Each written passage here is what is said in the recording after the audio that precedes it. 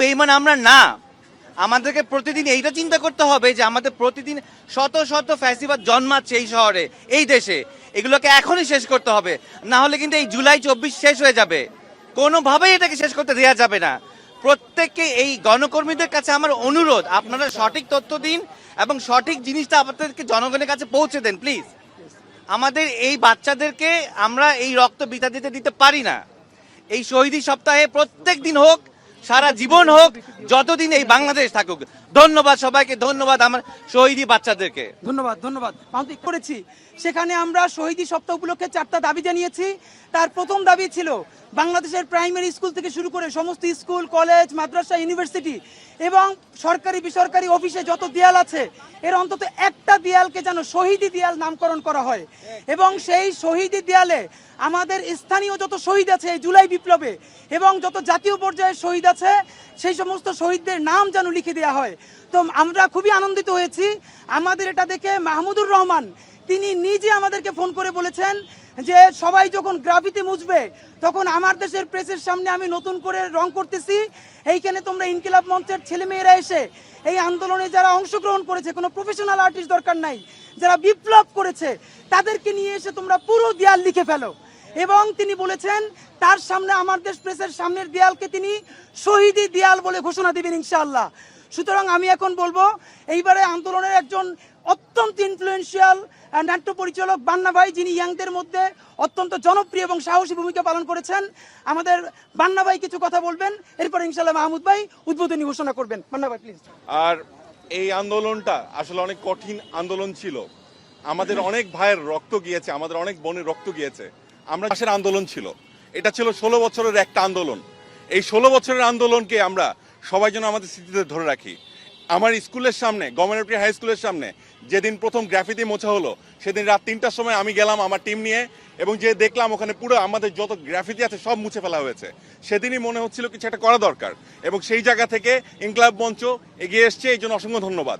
এবং আমি বলতে চাই এখানে খুব দৃঢ়ভাবে এবং খুবই খুবই আনন্দের সাথে যে আমি একজন মানুষের পাশে দাঁড়িয়ে আছি, মাহমুদুর রহমান স্যার, যার দ্বারা আমি অত্যন্ত অত্যন্ত ইন্সপায়ার্ড। স্যার আজকে এখানে আছেন, আমি চাই উনি অনেক বেশি বলুন এবং আমাদেরকে, আমাদের জেনারেশনকে উনি অনুপ্রাণিত করুন। ধন্যবাদ। যেই শহীদী সপ্তাহ ঘোষণা করেছে সারা বাংলাদেশের সমস্ত বিপ্লবী ছাত্র জনতাকে আমরা অনুরোধ করছি আপনারা 1 তারিখ থেকে 7 তারিখ আপনারা শহীদী সপ্তাহ পালন করুন। প্রথমত যেই গ্রাফিতি এবং স্লোগানগুলো মুছে ফেলা হয়েছে আপনারা সেখানে পুনর্লিখন করুন। দ্বিতীয়ত যেগুলো স্থেটিক্সের নামে, নান্দনিকতার নামে আমাদের স্লোগানগুলো মুছে দিয়ে ফুল লতা পাখি করা হয়েছে, আমরা ফুল লতা পাতার বিরুদ্ধে না, এগুলো সুন্দর, কিন্তু ফুল লতা পাখির ছবি দেখে মানুষ জীবন দেওয়ার জন্য রাস্তায় নামে নাই, রাস্তায় নেমেছে আবু চাহিদের জীবন চলে গেছে সেটা দেখে। আমাদের ভাই বোন এখানে একজন আজকে আছেন যিনি 4 তারিখ গুলিবিদ্ধ হয়েছেন, এখনো তার শরীরের মধ্যে বুলেট, ডাক্তার বলেছে তার বুলেট বার করতে গেলে তার নার্ভ ছিঁড়ে যেতে পারে, সেও আজকে এখানে এসে অংশগ্রহণ করেছেন। সুতরাং দ্বিতীয় আমরা জানিয়েছি বাংলাদেশের প্রত্যেকটা স্কুল কলেজে যেই চাপিয়ে দিয়ে বঙ্গবন্ধু কর্নার করা হয়েছে, আমরা দাবি জানিয়েছি সমস্ত বঙ্গবন্ধু কর্নারের নাম পরিবর্তন করে বাংলাদেশ কর্নার নাম রাখতে হবে এবং সেই বাংলাদেশ কর্নারে আমাদের আজাদির প্রথম পর্ব 1947, আমাদের আজাদির ঐতিহাসিক পর্ব 1971 এবং আমাদের আজাদির তৃতীয় পর্ব 2024, 47, 71 এবং 24 এর সমস্ত স্মৃতি বাংলাদেশের প্রত্যেকটা বাংলাদেশ কর্নারে সংরক্ষণ করতে হবে। এরপরে আমরা বলেছি এখন পর্যন্ত আপনারা জানেন রাষ্ট্র একটা স্মৃতিস্তম্ভ নির্মাণ করে নাই জুলাই স্মৃতিকে রক্ষা করে। আমরা ছাত্র জনতার পক্ষ থেকে বলেছি জাগ্রত জুলাই নামে একটি কেন্দ্রীয় স্মৃতিস্তম্ভ করতে হবে যেখানে বাংলাদেশের সমস্ত শহীদদের, জুলাই বিপ্লবের শহীদদের নাম লেখা থাকবে এবং সেটা যদি সরকার আগামী 1 সপ্তাহের মধ্যে জাগ্রত জুলাই নামের স্মৃতিস্তম্ভ, জুলাই বিপ্লবের স্মৃতিস্তম্ভ করতে ব্যর্থ হয় তাহলে আমরা ইনকিলাব মঞ্চ ছাত্র জনতাকে সাথে নিয়ে আমরা শাহবাগ মোড়ে জাগ্রত জুলাই স্মৃতিস্তম্ভ নির্মাণ করবে ইনশাআল্লাহ। আমি মজলুম সম্পাদক, বাংলাদেশের কণ্ঠহীনের কণ্ঠস্বর মাহমুদুর রহমান ভাইকে অনুরোধ করব এবং আমার দেশের প্রেসের সামনের আজকের দেয়ালে আমরা যে লিখব এইটার নাম দিয়েছি আমরা শহীদী দেয়াল। প্রত্যেকটা ইউনিভার্সিটি, কলেজ, স্কুলে এরকম মজলুম সম্পাদক মাহমুদুর রহমান। বিসমিল্লাহির রহমানির রহিম। দীর্ঘ নির্বাসিত জীবন শেষ করে বাংলাদেশে আসার পর যে প্রথম বক্তব্য আমি দিয়েছিলাম সেখান থেকেই আমি বলেছিলাম যে আমার দেশ আমার সম্পাদনায় যতদিন প্রকাশিত হতে থাকবে ততদিন আমরা এই জুলাই বিপ্লবের শহীদদের এবং জুলাই বিপ্লবের হিরোদের আমরা জাতিকে ভুলতে দেব না।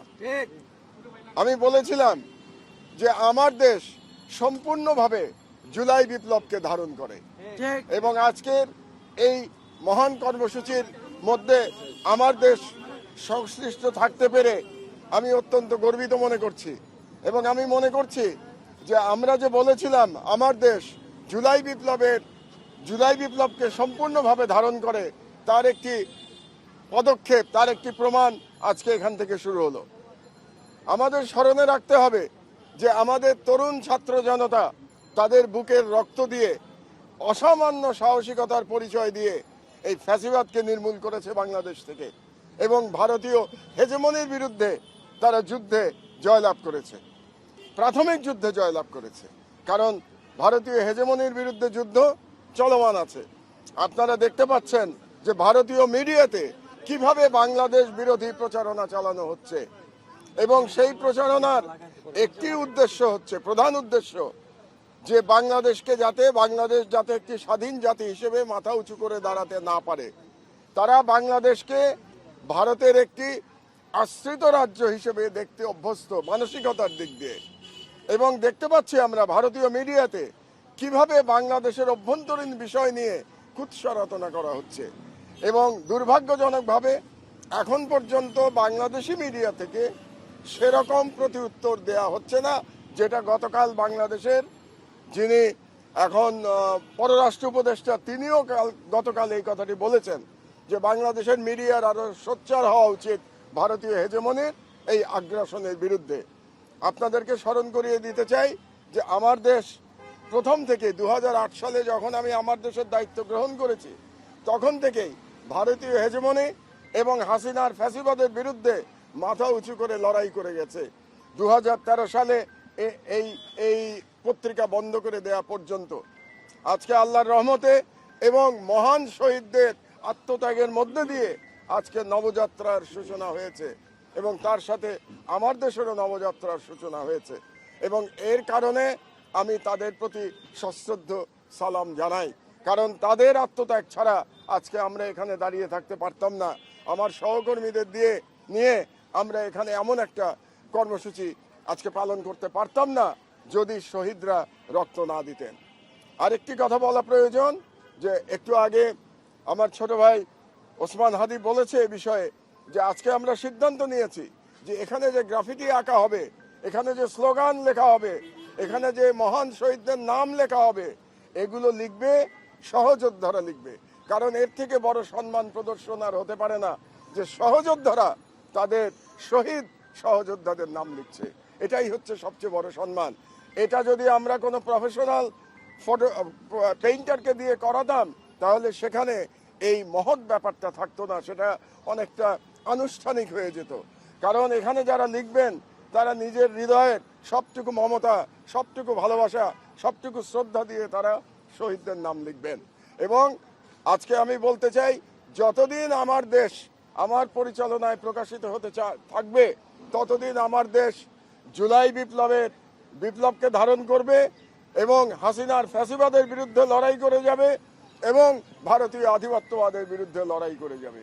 এবং আজকে এই বক্তব্যের মধ্যে দিয়ে আমি আজকে এই যে 7 দিনের শহীদি সপ্তাহ যেটা ঘোষণা করেছে ইনকিলাব মঞ্চ তার সেটা শুরুর ঘোষণা দিচ্ছি এবং আরো ঘোষণা করছি যে আমার দেশের এই দেয়াল যতদিন আমার দেশ চলবে ততদিন এই দেয়াল শহীদি দেয়াল হিসেবেই এখানে এইভাবেই থাকবে এবং এখানে ইনশাআল্লাহ এবং সেখানে এই দেয়াল শহীদদের স্মৃতি বহন করে যাবে এবং যারাই চালাক না কেন আমার দেশ পত্রিকা আমাকেও তো একসময় সরে যেতে হবে, প্রকৃতির নিয়মেই সরে যেতে হবে, তারা যেন এই শহীদের এই আত্মদানকে তারা যেন ভবিষ্যৎ প্রজন্ম যেন কোনোদিন ভুলে না যায়। কাজে আমি আবারও ধন্যবাদ জানাচ্ছি আমাদের ইনকিলাব মঞ্চকে এবং আজকে যারা বিপ্লবের যোদ্ধারা যারা এখানে এসছে তাদের শহীদ ভাইদের প্রতি শ্রদ্ধা জানাতে এবং আজকে যে দুজন আরো খুবই জনপ্রিয় ব্যক্তি এখানে বক্তব্য দিলেন, তাদেরকেও আমি ধন্যবাদ জানাচ্ছি আজকে এই অনুষ্ঠানে অংশগ্রহণ করবার জন্য। এবং আমরা সম্মিলিতভাবে আমরা লড়াই করে যাব বাংলাদেশের স্বাধীনতা অক্ষুণ্ণ রাখবার জন্যে। আমরা লড়াই করে যাব হাসিনার ফ্যাসিবাদ যাতে বাংলাদেশে আর কোনোদিন ফিরে আসতে না পারে সেই জন্যে এবং আমরা লড়াই করে যাব ভারতীয় আধিপত্যবাদের বিরুদ্ধে। লড়াই করে বাংলাদেশের স্বাধীনতা অক্ষুণ্ণ রাখবার জন্য আমাদের লড়াই অব্যাহত থাকবে ইনশাআল্লাহ। এই ইনকিলাব ইনকিলাব জিন্দাবাদ জিন্দাবাদ এই ইনকিলাব ইনকিলাব জিন্দাবাদ জিন্দাবাদ বাংলাদেশ বাংলাদেশ জিন্দাবাদ জিন্দাবাদ এই দিল্লি না ঢাকা ঢাকা ঢাকা ক্ষমতা না জনতা জনতা ইসলামী না আজাদি আজাদি আজাদি এই ইনকিলাব ইনকিলাব জিন্দাবাদ জিন্দাবাদ মাহমুদ ভাই এখন উদ্বোধন করবেন একটু রঙের আঁচড় দিয়ে। এরপরে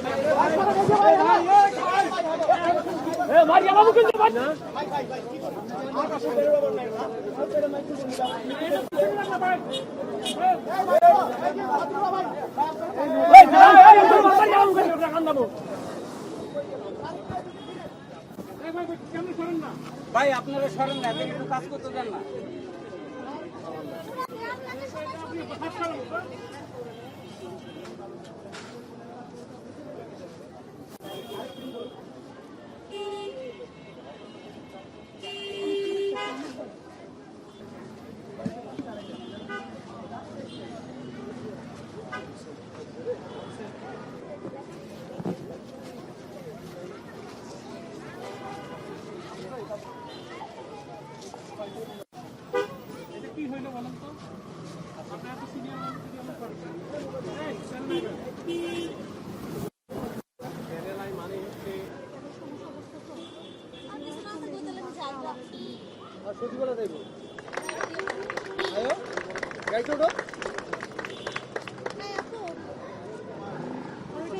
ইমপ্লিমেন্ট কর